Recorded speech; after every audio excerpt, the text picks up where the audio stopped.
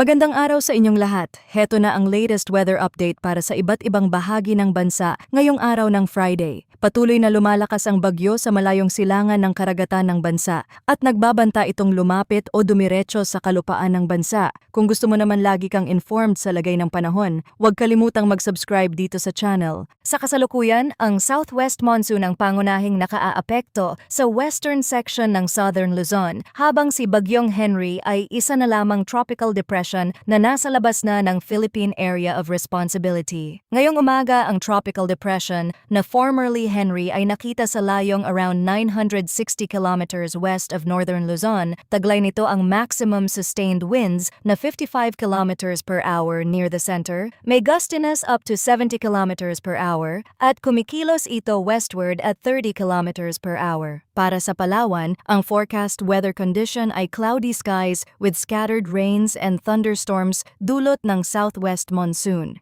Ibig sabihin, sa bahaging ito ng bansa, mas malinaw ang impluwensya ng southwest monsoon sa pagbuo ng mga ulap at sa pabalik-balik na pag-ulan sa loob ng araw. Hindi ito simpleng panakanakang ambon lamang. May malinaw na posibilidad ng mga bugso ng ulan na pwedeng magdala ng moderate to, at times heavy rains, at kapag tumagal ang pagbuhos sa isang lugar, pwede itong magdulot ng flash floods sa mga mabababang komunidad at landslides naman sa mga lugar na may matatarik o bulubunduking bahagi. Sa Zamboanga Peninsula, Basilan, Tawi-Tawi, Antique at Occidental Mindoro, ang inaasahang lagay ng panahon ay partly cloudy to cloudy skies with isolated rain showers or thunderstorms dulot ng southwest monsoon, meaning ang southwest monsoon ay hindi palaging nagdadala ng tuloy-tuloy na ulan sa mga bahaging ito, pero may sapat itong moisture para magdulot ng panakanakang thunderstorms. Hindi ibig sabihin nito na mahina agad ang ulan. Ang ibig sabihin nito ay hindi pantay-pantay ang bagsak ng ulan sa bawat lugar. May mga lungsod at bayan na maaaring manatiling tuyo sa ilang oras,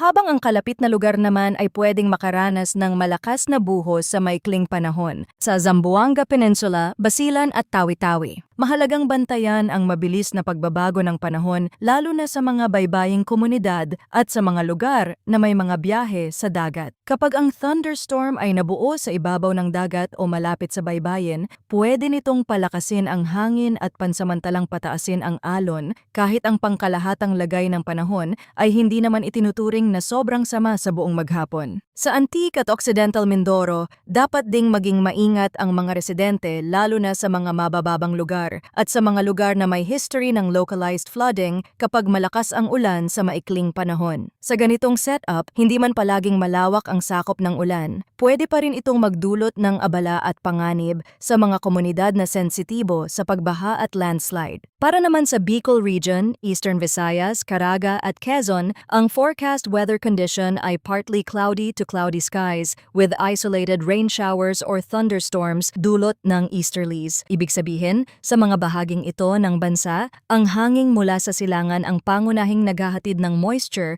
papasok sa kalupaan. Sa ganitong setup, ang umaga ay maaaring magsimula na medyo maaliwalas, pero habang umiinit ang paligid at mas tumatagal ang araw, mas madali ring mabuo ang mga thunderstorm clouds. Para sa Metro Manila at sa natitirang bahagi ng bansa, ang forecast weather condition ay partly cloudy to cloudy skies with isolated rain showers or thunderstorms dulot ng localized thunderstorms. Sa madaling paliwanag, sa mga bahaging ito ng bansa ay hindi southwest monsoon or easterlies ang pangunahing dahilan ng pag-ulan, kundi ang init sa maghapon, halumigmig sa hangin at ang mabilis na pagbuo ng thunderstorm clouds sa hapon o gabi. Ito yung klasing panahon na madaling makapanlin lang. Maaaring maayos ang kalangitan sa umaga at halos walang senyales ng ulan. Pero pagsapit ng tanghali o hapon, biglang kakapal ang ulap at bubuhos ang malakas na ulan sa ilang bahagi ng lungsod o probinsya. Pagdating naman sa hangin at kondisyon ng karagatan, sa western section ng Luzon ay inaasahan ang moderate to strong na hangin mula southwest to southeast. Ang coastal waters dito ay moderate to rough, na may taas ng alon mula 1.2 hanggang 2.8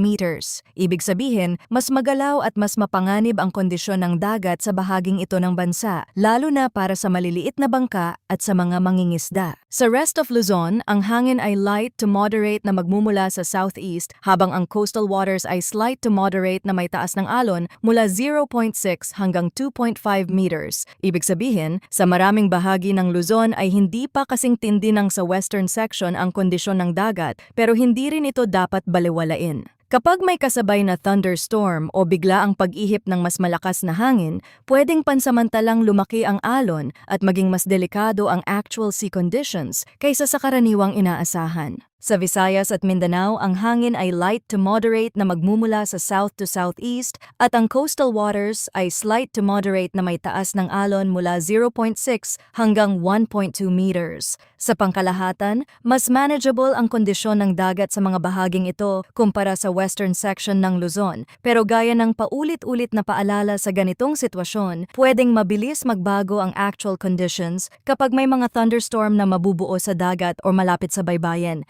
Ngayon naman, pag-usapan natin ang latest tropical cyclone threat potential. Para sa week 1 mula July 2 hanggang July 8, 2026, malinaw na ang TC-like vortex na naging si Henry inside the PAR ay nakalipat na sa northwestern boundary ng PMD. Ibig sabihin, ang sistemang una nating binantayan sa loob ng PAR ay lumalayo na sa ating monitoring area bilang direktang concern. Kahit may natitira pa din itong impluensya sa southwest monsoon at sa kondisyon ng panahon sa ilang bahagi ng bansa. Ngunit mas mahalagang bantayan ngayon ang kasunod na development na nakikita sa forecast.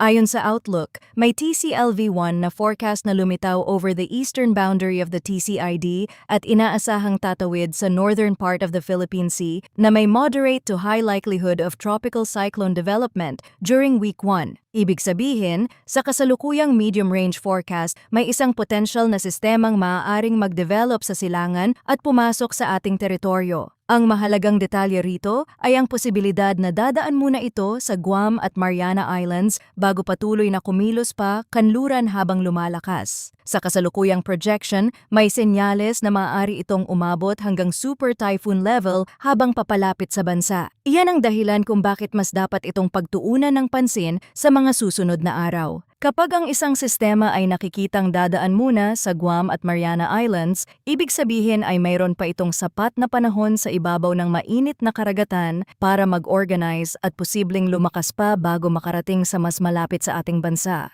Sa bagong datos, habang lumalapit ito sa bansa, may posibilidad na palalakasin nito ang southwest monsoon. Ayon pa sa kasalukuyang projection, ang posibleng sistemang ito ay maaring mahagip ang Northern Luzon or Extreme Northern Luzon. Gayunman, mahalagang idiin na marami pang pwedeng magbago sa kilos at galaw nito sa mga susunod na araw. Sa ganitong stage ng forecast, pwede pang magbago ang bilis, direksyon at lakas nito depende sa steering winds, sa environmental conditions sa karagatan at sa interaction nito sa iba pang weather systems sa Western Pacific. Kaya bagamat malinaw na mas mahalaga na itong bantayan, hindi pa ito dapat ituring na final scenario sa kasalukuyan. Para naman sa week 2 mula July 9 hanggang July 15, ipinapakita ng forecast na ang TCLV1 ay maaaring kumilos patungo sa extreme northern Luzon na may moderate to high probability of tropical cyclone development. Ibig sabihin, sa mas mahabang outlook, nananatili pa rin ang posibilidad na ang kasunod na sistemang binabantayan